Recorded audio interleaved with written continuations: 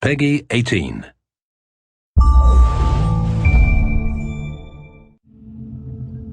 Hi there, my name's Jamie Keane, I'm the lead game designer on Far Cry 3, and this is Mark Thompson, I'm the level design director. So what we're going to show you today is we're going to show you a run through. So you find yourself to begin with in Amanaki village. Now this is one of the hubs in the game.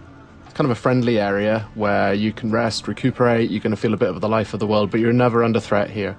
You can also do things like you can go to the store and buy new weapons and things like that, but it's basically your safe haven in the world. I was out hunting this morning, got lucky. So at this point, if you look at the mini-map, it doesn't have a lot of useful information on it. Actually, it's almost entirely useless, apart from the radio tower icon you can see there. Whenever you get to a new area of the world, the map will look like this. So the first thing you need to do is find the nearest radio tower, which is generally a visible landmark on the horizon. And then you need to head up there and take off the GPS scrambling device, which Vass and his pirates have put there. So they're always going to be pretty much in high places in the world, areas that you're going to find easy to see. We wanted to make it a slightly different challenge to the rest of the gameplay. A lot of the gameplay in the world is combat oriented, whereas this we wanted to make much more of a kind of a jumping puzzle.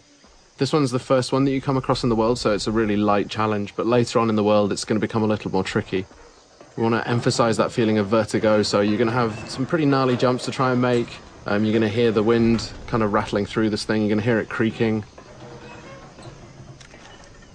So later on it becomes much more of a challenge, but for now this is a pretty easy one. It's a fairly straightforward route straight up to the top. Yeah, but I mean the level designers did get a little bit mean with the later ones. More than a little bit, I'd say, yeah. Some of them, but in a good way.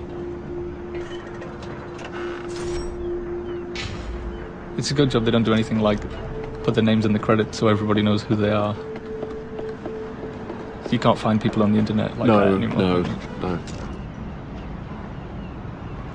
Alright, so you can see a bit of the size of the scale of the world. We're showing about 1/20th of the world in this demo, so you can just take a little bit of a look around and you can see the kind of the overall scope of the game as a whole. Everything you can see in the world you can get to at any time, and you can explore, and when you get there the world will reward you for doing so. It'll be fun. With these reveal sequences we want to show you a little bit of the world, some sort of suggestions on areas where you can go to explore afterwards. If you take a look around on the horizon as well, you'll see these kind of black smokestacks. Now these are the outposts that are scattered around the world. They're probably your best next step. So you can see the big red areas on the map. They dictate that the pirates control this part of the world. So when you move around the world, you might be ambushed, you might come across roadblocks as you're driving around. But what you can do is, if you head to the outpost, you can actually take it back and claim this part of the island as your own, well, as yours along with the rebels, the Rakyat. So gradually as you move through the world, you end up kind of cleaning the map. And taking it back for the locals, which in turn makes life easier for you as you move around. Right, so we spotted a couple of goats. So we're going to kill the goats with extreme prejudice. It was quite unfriendly, I thought.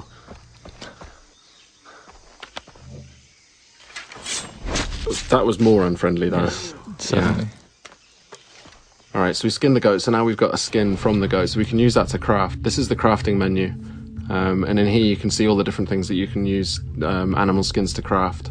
Right now we're going to go and we're going to craft a weapon holster, which is going to let us then carry 4 weapons. The loadout that you have in this demo is a little bit, we kind of cheated slightly just so that it was more fun to play for the demo, but normally you would have to build up from pretty much nothing. You know, you start off in the world and you start off like Jason starts off in this world. You know, he's this young 25-year-old guy without much of a clue, and he's kind of got a gun and nothing much else, so there's a parallel there between the way that Jason starts in the world and the way that you start in the world. Again, the locals need the help of a plucky young hero. Jason hears the call of duty and sees an opportunity for a Medal of Honor, so he heads out into the battlefield to try and resolve the crisis in uncharted territory. And it's kind of the borderland between a series. Alright, so we're here at the outpost now. Now we've got the camera out, which is going to give us a kind of a bit of a chance to look around and spot some enemies, tag them so we can work out a better route, a better path. This is one of the things that wasn't part of Far Cry 2 really, but It was a cool feature in Far Cry 1 that we liked, so we brought it back. And these outposts as well, they're going to really change the feel of the world. If you take them out, then you control the area, and then the Rakyat are going to move in. It's no longer going to be enemy controlled, it's going to be friendly controlled, so it's much easier for you to move around in the world. But you've got to take it out first.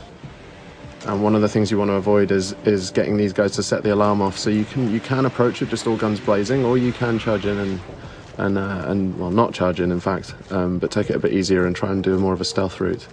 Spot the guys first, try not to get spotted. If they do spot you, they're going to run for an alarm, so you want to stop them setting that alarm off.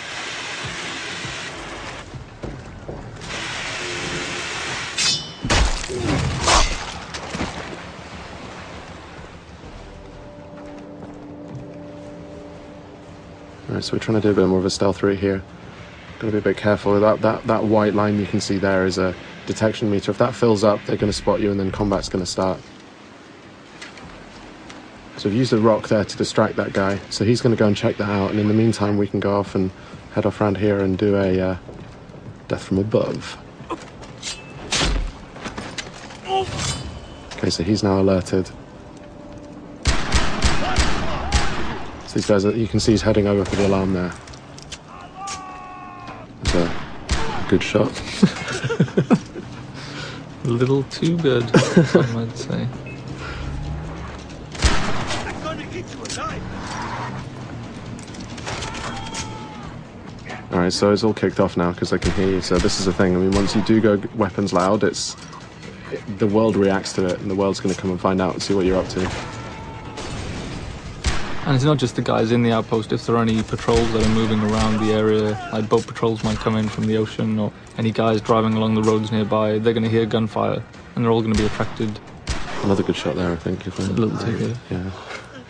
Could you just shut the alarm? Through the guy. So we've got the quest on the board right nearby. We've also got this hunting quest down here.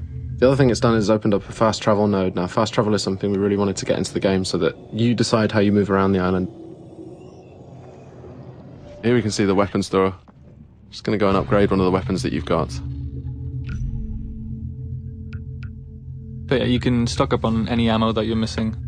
You can buy consumables like health packs and body armor. Mm-hmm. You can buy maps as well if you're interested in exploration. It's going to show you where all the different collectibles are. You can see where all the chests are. You can see where all the relics and all the lost letters and the memory cards are. Alright, so this is the weapon upgrade system. So each weapon has a different set of upgrades that you can use. Really good idea if you want to play more stealthily is to find a weapon that has a sound suppressor like this MP5 here. And you can also paint it pretty colours. Devilishly red. Devilishly red. Yes.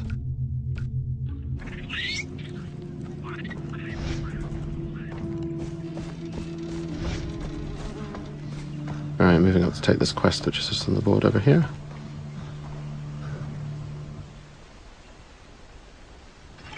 Dennis said that the jungle would speak to me.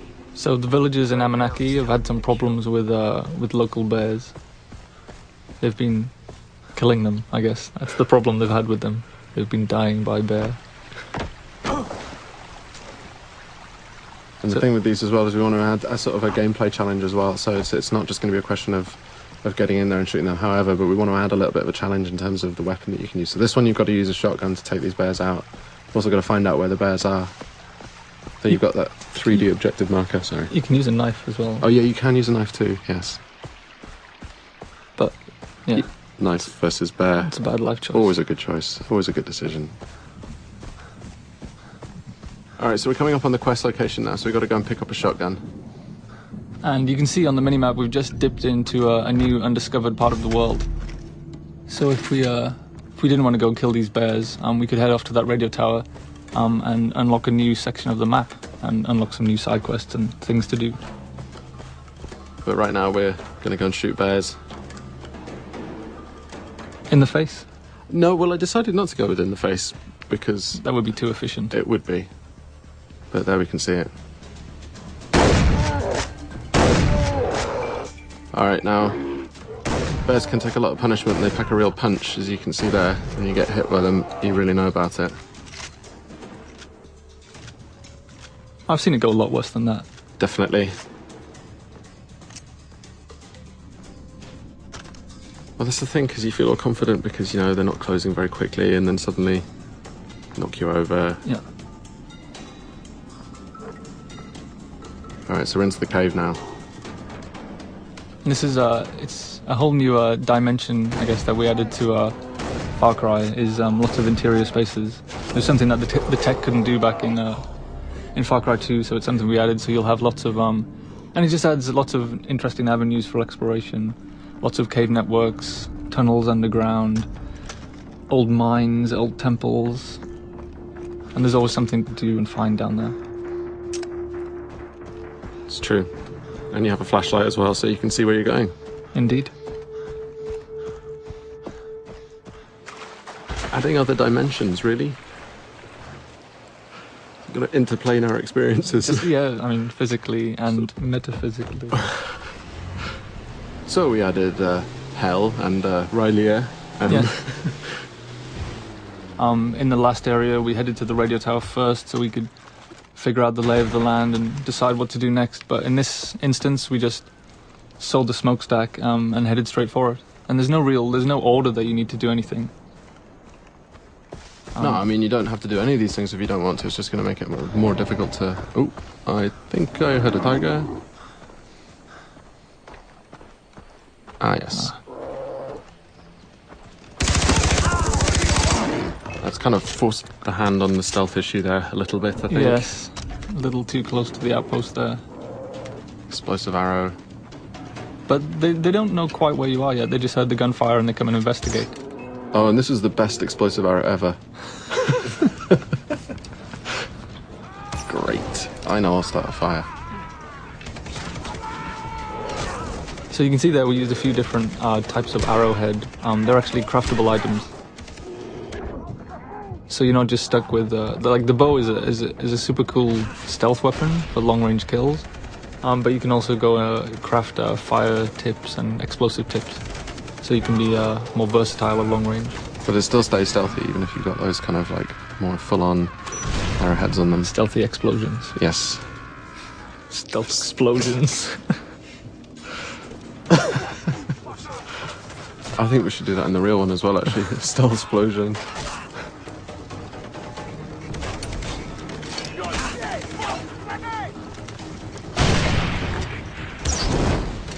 So yeah, this one, when the stealth thing went out the window, I think it was just all guns blazing. Oh, and the alarm's been triggered as well. Great. But you can see we've got, obviously the fire tech is back from Far Cry 2. I wanted to really make sure that we kept that one in. It's a really important part of the gameplay. You can really kind of corral people using fire. And the wildlife as well. And the wildlife too. Now you may have heard just on the VO there, they're letting you know which direction that they're coming in from, so you can kind of prepare. If you've got a little bit of time, you can see that countdown ticker, and you can kind of prepare for when these guys come in. That was a warm welcome. Yes. And there he goes, flying through the air. No fun was had there at all. No. No, I didn't enjoy that at all. I enjoyed the bit where you missed everyone with the arrow at the start. Really? Still? Seriously? Man. And that's the end of the walkthrough today. So thanks very much for listening in. Far Cry 3 is coming out on Xbox 360, PS3 and PC. Looking forward to seeing you guys out there.